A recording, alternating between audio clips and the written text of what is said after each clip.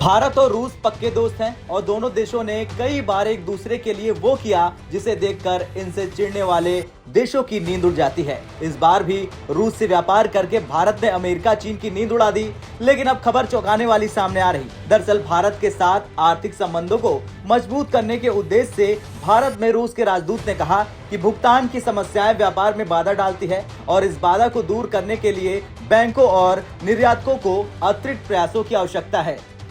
भारत में रूस के राजदूत डेनिस अलीपोव ने कहा, वोस्त्रो ट्रेड सेटलमेंट मैकेनिज्म यानी रुपया भुगतान ठीक से काम नहीं कर रहा। स्थितियों का पता लगाने के लिए कंपनियों और बैंकों को कुछ अतिरिक्त प्रयासों की आवश्यकता है।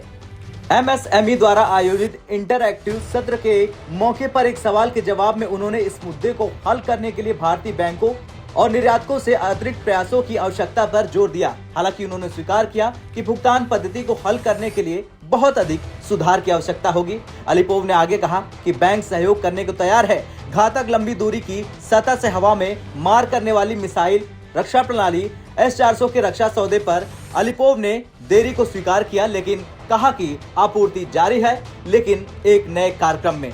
अब आइए जानते हैं कि रुपए में व्यापार समझौता कैसे काम करेगा। दरअसल भारत का रुपया व्यापार सेटलमेंट मैकेनिज्म अंतर्राष्ट्रीय लेन देन के लिए डॉलर और अन्य बड़ी मुद्राओं के बजाय रुपयों का उपयोग करने का एक तरीका है। आयात और निर्यात के लिए देशों को विदेशी मुद्रा में भुगतान करना पड़ता है, लेकिन पिछले कुछ महीनों में डॉलर के मजबूत होने से दुनिया भर के कई देशों के लिए आयात महंगा हो रहा। रुपए में व्यापार के लिए वोस्त्रो खाते की मदद से कोई भी देश भारत के साथ हुए आयात या निर्यात का मूल्यांकन चुकाने के लिए रुपए का इस्तेमाल कर सकता है। आइए समझते हैं कि वोस्त्रो खाता कैसे काम कर सकता है। दरअसल एक विदेशी कॉरेस्पॉन्डेंट बैंक को एक एजेंट के रूप में कार्य करने के लिए वोस्त्रो अकाउंट बनाया जाता है। इन सर्विसेज में उन देशों में ग्राहकों के लिए वायर ट्रांसफर, विड्रॉल और डिपॉजिट करना शामिल है जहां घरेलू बैंक की फिजिकल रूप से उम्मीद नहीं है। विदेशी कॉरेस्पॉन्डेंट बैंक घरेलू बैंक की ओर से ट्रेजरी सर्विस भी कर सकता है और अंतर्राष्ट्रीय व्यापार में तेजी ला सकता है। कॉरेस्पॉन्डेंट बैंक घरेलू बैंक से वोस्त्रो अकाउंट से जुड़ी सर्विस के लिए चार्ज भी लेता है।